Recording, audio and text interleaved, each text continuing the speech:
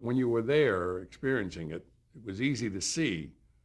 Putting that into words, let me see if I can.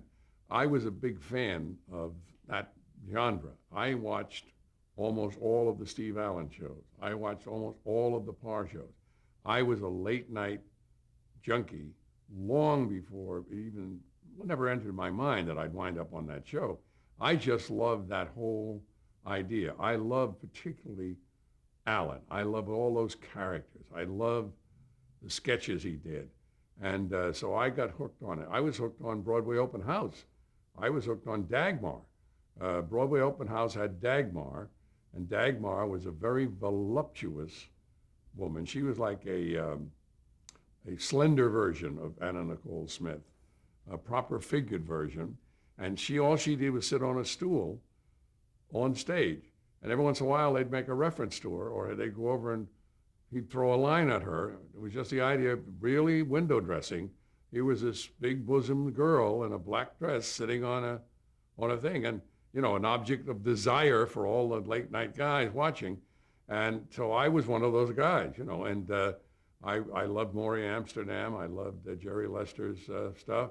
I remember one particular scene of Jerry Lester's that still runs in my mind every once in a while. He said we were going through the jungle, through the muck and the mire. Hi, muck. Hi, mire. I still remember that sketch, so that joke. Anyway, when Steve Allen came along with those characters, I followed that.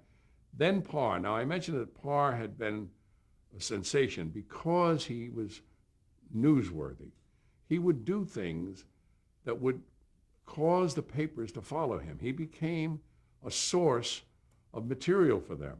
You know that he walked off the show one night, that he told a simple little joke, and you look at television now, and you say that he went off the show because he did a joke about a toilet, a water closet.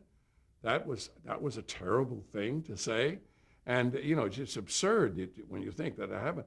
But he walked off the show, and Hugh Downs talked about it many times, that there he was dumped that show in his lap, and he just took over and ran the rest of the show as he would have to do. Anybody would have to do it. Like if I was in an airplane and being a pilot, if something happened to the pilot, I'd go up and fly the airplane. I mean, you'd have to do that.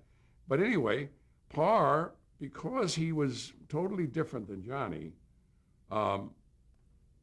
his was a storytelling kind of thing. Parr would tell stories. He would have a guest on very frequently, and it would be like a continuing, like a saga. He'd have trying to think of the character that he had. I can't think of the man that he had on there all the time. There was a character he had on all the time. But it was like to be continued.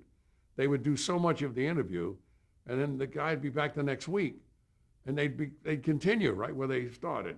And as a matter of fact, when Parr left The Tonight Show, and then years later came back, and they did another version of Parr doing a show like that, he went right back telling that same joke that he walked off the show for. He told the same joke.